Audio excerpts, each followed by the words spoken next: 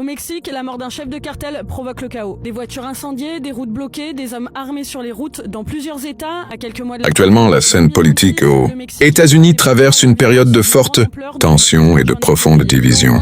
Le climat national est marqué par des controverses, des débats enflammés et une polarisation croissante entre différentes visions du pays. Depuis le retour de Donald Trump au centre du pouvoir politique, plusieurs décisions ont suscité de vives réactions, aussi bien à l'intérieur du pays qu'à l'international. Les politiques migratoires sont devenues plus strictes, avec un renforcement des contrôles aux frontières et des restrictions visant certains pays. Ces mesures sont soutenues par ceux qui parlent de sécurité nationale, mais elles sont vivement critiquées par des organisations de défense des droits humains qui dénoncent des discriminations et des atteintes aux libertés fondamentales. Dans plusieurs grandes villes américaines, des manifestations ont éclaté pour protester contre ces politiques. Les débats sur l'immigration divisent profondément la population. Certains citoyens estiment que ces décisions protègent l'économie et l'identité nationale, tandis que d'autres pensent qu'elles fragilisent l'image historique des États-Unis comme terre d'accueil. Sur le plan intérieur, la question des droits civiques revient également au premier plan.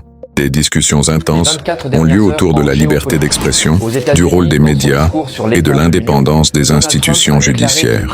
Plusieurs experts s'inquiètent d'un climat politique de plus en plus tendu, où la méfiance entre les citoyens et les dirigeants grandit. Au niveau international, les relations diplomatiques connaissent aussi des moments délicats. Certains pays européens expriment des préoccupations concernant l'influence américaine dans les affaires étrangères et les processus électoraux internationaux. Ces tensions diplomatiques alimentent encore davantage les discussions sur la place des États-Unis dans le monde. Par ailleurs, les questions économiques ne sont pas en reste. Les débats autour de l'inflation, du coût de la vie et des dépenses publiques occupent une grande partie du discours politique. Les classes moyennes et populaires expriment leurs inquiétudes face aux difficultés économiques, tandis que les responsables politiques défendent leur stratégie budgétaire. Aujourd'hui, les États-Unis apparaissent comme un pays à la croisée des chemins, entre sécurité et liberté, entre ouverture et protection, entre tradition et modernité. Le débat est intense et parfois conflictuel. Cette période politique est considérée par beaucoup comme l'une des plus polarisées de l'histoire récente du pays. L'avenir politique américain dépendra des décisions prises dans les prochains mois. Mais une chose est certaine, le pays traverse un moment crucial, observé attentivement par le reste du monde. Claudia Sheinbaum a averti de prendre des mesures légales après que Elon Musk l'a accusé d'avoir des liens avec des cartels. Aux États-Unis, les États-Unis ont imposé de nouvelles sanctions à des navires qui vendent du pétrole iranien pour financer des missiles, après les menaces renouvelées de Donald Trump. C'est l'information de la nuit. Donald Trump, le président américain, a lancé une attaque contre 3 sites nucléaires iraniens. Voici les dernières infos. Les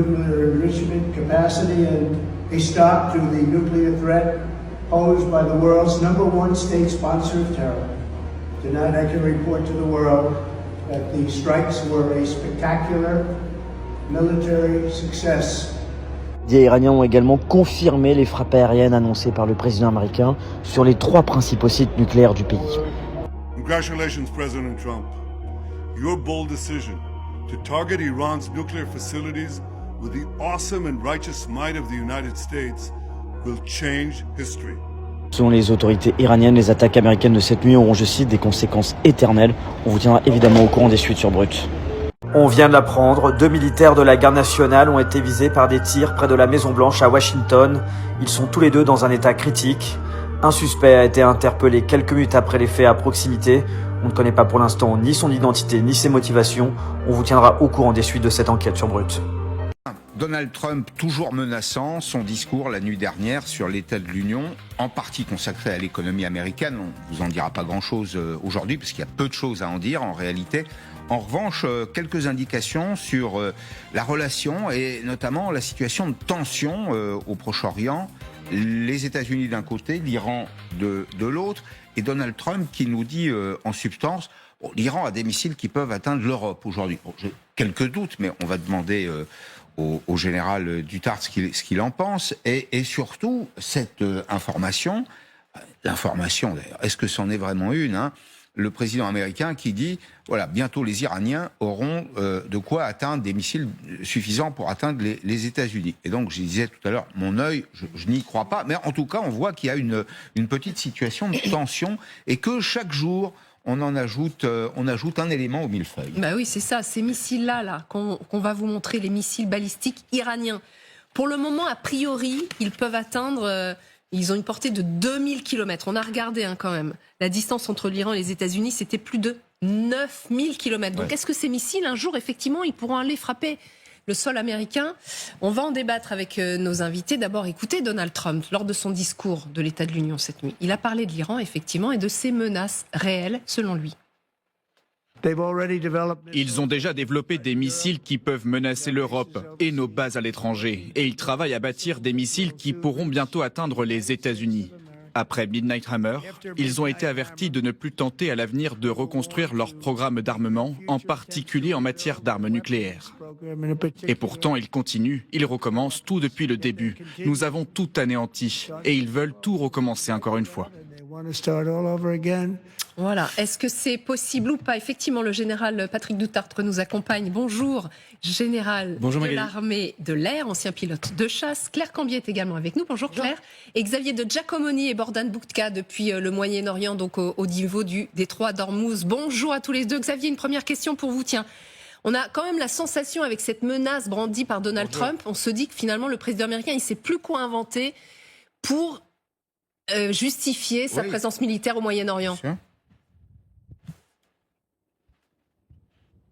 Oui, c'est un peu que c'est ressenti ici, comme cela que c'est ressenti ici dans le Golfe, car tout ce qu'a pu dire Donald Trump la nuit dernière paraît totalement aberrant. La menace sur l'Europe, eh bien, elle est fausse. Les missiles balistiques iraniens, vous l'avez dit, portent à 2000, parfois 2500 km, mais c'est vraiment le maximum. Et quand on regarde sur une carte, on n'atteint même pas la Grèce. Quant à avoir des missiles intercontinentaux, c'est comme ça que ça s'appelle, qui pourraient parcourir les 10 000 km entre l'Iran et les États-Unis, si on part des environs de Téhéran, un peu à l'ouest, et qu'on arrive à New York, pour le moment, c'est vraiment, ça n'existe absolument pas, et aucun pays allié de l'Iran ne serait prêt à lui offrir une telle technologie. On peut penser à la Russie, empêtrée dans ses problèmes en Ukraine, et c'est rien de le dire, embourbée en Ukraine, et à la Chine qui n'aurait aucun intérêt à le faire, à fournir cette technologie à Téhéran. La vraie menace, en revanche, elle est ici, elle est là où nous nous trouvons. D'abord, c'est la menace de fermeture du détroit d'Ormuz. On en parlera, j'imagine, un peu plus tard. Pascal connaît très très bien ce sujet-là, qui est vraiment un sujet extrêmement grave pour l'économie mondiale et qui peut faire des dégâts au-delà même du militaire. Et puis, elle est pour les pays alliés des États-Unis dans le Golfe, Arabie Saoudite, Koweït, Qatar. Ça peut vraiment poser d'énormes problèmes, car les côtes iraniennes, là pour le coup, sont à moins de 250 km. Pour petite précision, la ville de Bandar Abbas, base des gardiens de la Révolution, est à 70 km par là-bas. Voilà, à peine 70 km. Vous voyez que c'est vraiment extrêmement proche. Et puis, évidemment, la menace, elle est pour principal allié des États-Unis dans la région, elle est pour Israël. Évidemment, merci beaucoup. Vous restez avec nous, Xavier? Vous allez pouvoir participer au débat, vous qui êtes sur place. Il y a peut-être pas mal d'éléments que vous pourrez nous apporter. Juste, général, vous avez entendu Xavier qui dit c'est totalement aberrant. Donc c'est impossible. Comme souvent Xavier dit des choses pertinentes et il a tout à fait raison. Bien sûr, le maximum que l'on connaisse maintenant dans la portée des missiles balistiques iraniens, c'est à peu près 2000 km effectivement. Et si vous prenez la pointe de l'Iran et que vous projetez à peu près à 1000 nautiques, donc 1850 km, eh ben vous touchez quoi? Vous pouvez toucher Athènes. En fait, là, effectivement, l'Europe commence à être grignotée, Athènes ou la Bulgarie, enfin, vous voyez, donc ces pays-là, près de la Roumanie. Oui, j'ai ma carte, comme ça me permet d'avoir les bonnes distances, et la Bulgarie, la Roumanie. Mais s'agissant d'aller plus loin, il en est hors de question, en fait. Et effectivement, ils n'ont absolument pas cette technologie-là, à moins qu'un jour, la Russie... Que peut imaginer le président américain?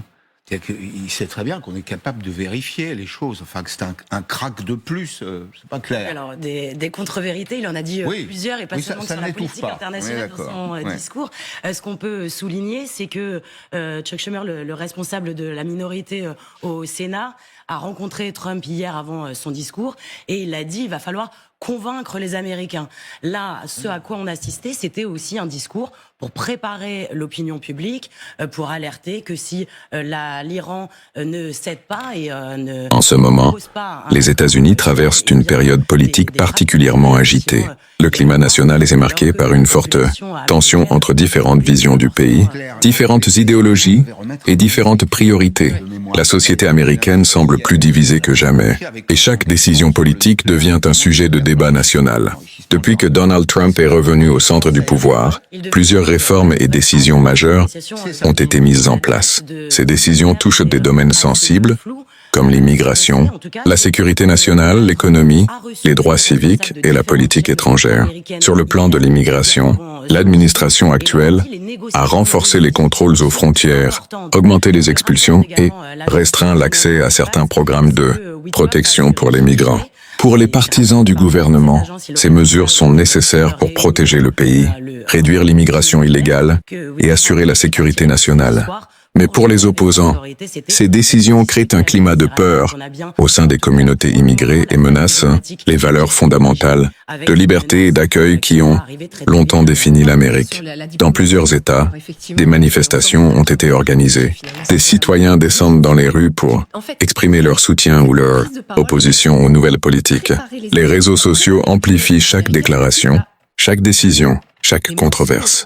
L'espace numérique est devenu un véritable champ de bataille idéologique. La question des droits civiques occupe également une place centrale dans le débat politique. Des discussions intenses ont lieu concernant la liberté d'expression, les droits des minorités, la justice sociale et l'indépendance du système judiciaire.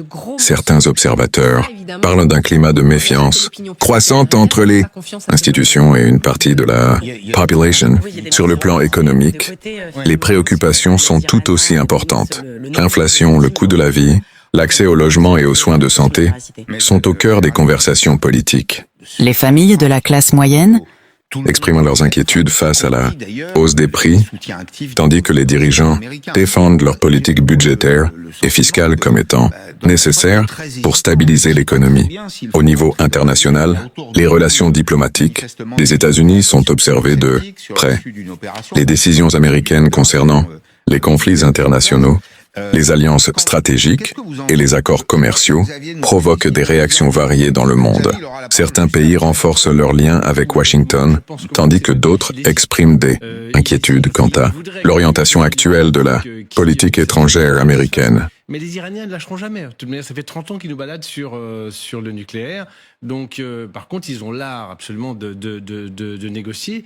Mais comme le rappelle Claire, et moi, il y a une petite réunion qui est passé un peu sous le coude après le discours de l'Union, c'est organisé par Marco Rubio avec des représentants du Congrès démocrates et républicains. Et c'était à huis clos. Et il semblerait, je lisais un article du Monde sur le sujet, qui disait que les représentants démocrates sortaient avec une mine un peu défaite. Comment vous l'interprétez, ça ? J'interprète, c'est-à-dire qu'on prépare le terrain au niveau des représentants du peuple américain. À une intervention militaire. À une intervention cette réunion que Chuck Schumer a dit c'est grave, il va falloir convaincre les Américains. Voilà. On va donner la parole à Xavier, parce que je voudrais aller au bout de mon argument. Xavier, on sait, nous ne sommes ni militaires, ni vous ni moi, mais on sait comment on rentre dans une guerre, on ne sait pas comment on en sort. Et pour mener une guerre qui soit une guerre efficace, il faut aussi avoir des objectifs précis. Est-ce que c'est vraiment le cas des Américains aujourd'hui ?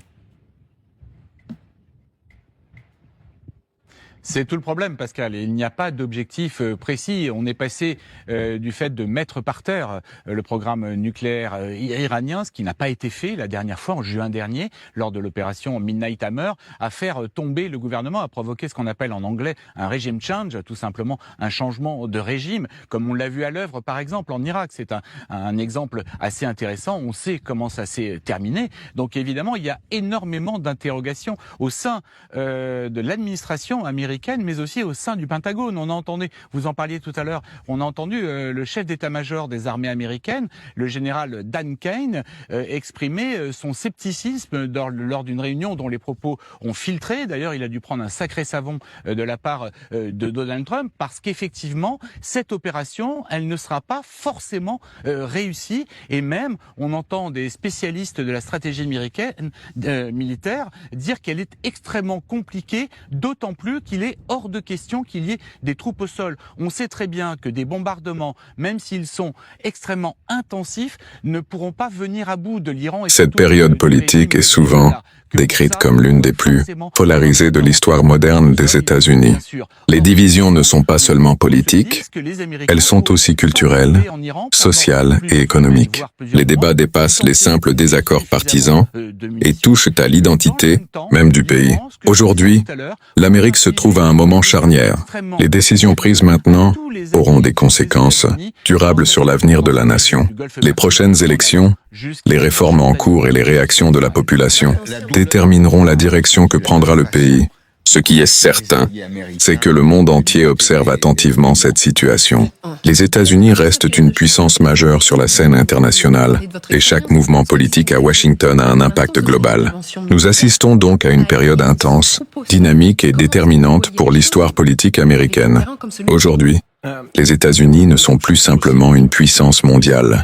Ils sont devenus le théâtre d'un affrontement intérieur profond, une nation autrefois présentée comme un symbole de liberté et d'opportunité traverse désormais une tempête politique sans précédent. Les divisions ne sont plus silencieuses, elles sont visibles, elles sont audibles, elles sont partout. Depuis le retour au pouvoir de Donald Trump, le climat politique s'est durci. Les décisions prises à Washington provoquent des réactions immédiates, passionnées, parfois explosives. Les politiques migratoires ont été renforcées. Les frontières sont surveillées avec une rigueur accrue. Les expulsions augmentent. Les discours sur la sécurité nationale dominent les déclarations officielles. Pour certains Américains, c'est une protection nécessaire. Pour d'autres, c'est une ligne rouge franchie. Dans les grandes villes comme New York, Los Angeles ou Chicago, des foules se rassemblent, des pancartes s'élèvent, des slogans résonnent. Les rues deviennent le reflet d'un pays divisé entre peur et espoir, entre autorité et liberté. Mais ce n'est pas seulement l'immigration qui enflamme le débat. La question des droits civiques refait surface avec une intensité nouvelle. Des militants dénoncent un recul des libertés. Des responsables politiques affirment défendre l'ordre et la stabilité. Les médias sont accusés par certains de manipulation, par d'autres de résistance. Le Congrès est sous pression. Les juges sont scrutés. Chaque décision judiciaire devient un événement national. Chaque discours politique déclenche une vague sur les réseaux sociaux. Ils auraient dû se concentrer sur le parti basse et non pas toucher l'appareil militaire qui, lui, ne faisait qu'obéir aux positions politiques de Saddam Hussein à l'époque, et donc qui sont retrouvés complètement dans l'opposition en fait à l'invasion américaine. C'est exactement ce qu'il ne faudrait pas faire avec l'Iran. Et la difficulté était la dernière colonne vertébrale de ce pays. Exactement. Et elle a été brisée, par les Américains qui se sont trompés de cible, à tel point d'ailleurs que l'Irak est aujourd'hui un foyer de, de tension et de violence. Éviter la difficulté en Iran, c'est qu'il n'y a pas d'opposition organisée. Alors, à ma connaissance. On va écouter une voix connue sur l'antenne de LCI, c'est le général Yakovlev. Une armada pour faire joli, dit-il. Alors, c'est son point de vue. Enfin, moi, je retiens une autre idée. Une idée qu'il exprime, c'est qu'il n'y a pas nécessairement de solution militaire disponible pour les États-Unis en Iran. Il a monté ce Barnum par tranches successives. Donc maintenant, on fait venir les F-22. Soit dit en passant, je ne sais pas à quoi ils servent dans ce contexte, mais c'est pas grave, on les montre, ça fait plaisir, au moins il faut qu'ils volent. S'il y avait une option militaire sûre et facile, ça ferait 15 ans qu'ils l'auraient faite. Ils n'auraient pas attendu que Trump arrive aux affaires. C'est pour ça qu'il réfléchit, il s'entoure des bonnes personnes. Mais il est très emmerdé, il est coincé face au truc. Et les Iraniens le baladent, c'est rigolo. Les Iraniens disent on est prêt à faire des concessions, comme si Trump était prêt à faire des concessions. Voilà, avec son vocabulaire qui lui est cher, évidemment, on connaît très bien son franc-parler au général Yakovlev. Il se fait balader par les Iraniens. Vous êtes d'accord ? En tout cas que les Iraniens ont toujours réussi à s'en sortir et à faire traîner les négociations depuis des années. Il n'y a pas grand-chose qui avance. Donc effectivement, il se fait un peu balader. Trump avait quand même promis en janvier d'intervenir, de sauver la population iranienne, et on voit qu'on est fin février et que le doute subsiste encore. Donc oui, avec ces mots à lui, mais vous approuvez quoi? Oui. Après, ce qu'il faut quand même entendre, c'est qu'il y a aussi la pression, comme on disait d'ailleurs sur ce plateau, de tous les alliés du Golfe, tous les pays arabes qui, lors de la réunion du Conseil de la paix, le Board of Peace aux États-Unis, ont alerté en disant il y a des risques à faire attaquer l'Iran pour les représailles, et il n'est pas sûr que les pays arabes acceptent que les États américains utilisent leurs bases militaires, ou bien survolent leur pays. En tout cas, il y a des grosses alertes qui sont émises par les partenaires. L'économie, elle aussi, alimente l'inquiétude. Le coût de la vie augmente. Les familles ressentent la pression. Les débats sur les impôts, les dépenses publiques et l'emploi deviennent plus agressifs. Les promesses s'opposent aux réalités. Sur la scène internationale, les alliés observent avec prudence. Certains gouvernements européens expriment des préoccupation quant à la direction que prend la politique américaine. Les relations diplomatiques se tendent, se réajustent, se redéfinissent. L'Amérique semble aujourd'hui marcher sur une ligne fragile. D'un côté, une volonté affirmée de puissance, de fermeté et de souveraineté. De l'autre, une inquiétude grandissante face à la polarisation et à la perte de consensus national. Les analystes parlent d'un moment historique, un moment où les choix politiques actuels pourraient redessiner l'avenir du pays pour des décennies. Ce n'est pas simplement une alternance politique, c'est une bataille d'idées, une confrontation de visions, une lutte pour définir ce que signifie être américain au XXIe siècle. Le monde regarde, les marchés réagissent, les citoyens débattent, et pendant ce temps, la démocratie américaine continue d'être mise à l'épreuve. L'histoire est en train de s'écrire, et chaque décision prise aujourd'hui résonnera demain. Il y a des moments dans l'histoire d'une nation où tout bascule. Aujourd'hui, les États-Unis traversent l'un de ces moments. Derrière les drapeaux, derrière les discours officiels, derrière les institutions centenaires, une fracture profonde traverse la société américaine. Depuis le retour de Donald Trump au sommet du pouvoir, le climat politique s'est transformé en champ de confrontation permanent. Ce n'est plus un simple débat démocratique, c'est une lutte pour le contrôle du récit national. Les décisions sur l'immigration ont été durcies. Les frontières sont devenues un symbole politique central. Des milliers de personnes vivent dans l'incertitude. Des familles craignent l'expulsion. Des partisans applaudissent ce qu'ils appellent un retour à l'ordre. Des opposants dénoncent une politique brutale. Dans les rues, les voix s'élèvent. À Washington, devant le Capitole. À New York, sur les grandes avenues. À Los Angeles, sous les projecteurs médiatiques. Des manifestants brandissent des pancartes. Des discours résonnent dans les mégaphones. La colère, l'espoir, la peur, tout se mélange. Mais la tension ne s'arrête pas aux frontières. Qui avait été attaqué par des drones. Les Iraniens avaient dit c'était les Houthis, mais en fait c'était télécommandé par Téhéran. Ils ne veulent plus revivre ça. Surtout pas. Là, je reprends ce que vous disiez l'un et l'autre. Donald Trump est pris dans le piège iranien ? Général. Alors oui, au niveau du discours, parce que la négociation avec les Iraniens au niveau du nucléaire, on sait toujours quand ça commence, on ne sait jamais quand ça se termine, et en fait, ils ne respectent pas. En fait, ils veulent leur autonomie, et ils veulent enrichir. On ne peut pas les croire. Pardon ? On ne peut pas les croire. Non, on ne les croit pas. Et en plus, j'écoutais avec intérêt l'un de vos intervenants, une Iranienne, je crois, qui disait que mais mentir à un occidental, c'est pas mentir en fait. C'est dissimulé. C'est dissimulé. Ouais, on ne dit pas. Négocier. C'est ça. Alors, je parle entre guillemets, c'est ce que j'ai écouté, mais je veux dire, c'est cette notion que le discours, la parole n'est pas tout à fait la même que celle d'autres pays, c'était assez intéressant. Donc, oui, il balade les Occidentaux, à mon sens, depuis 30 ans, sur le nucléaire.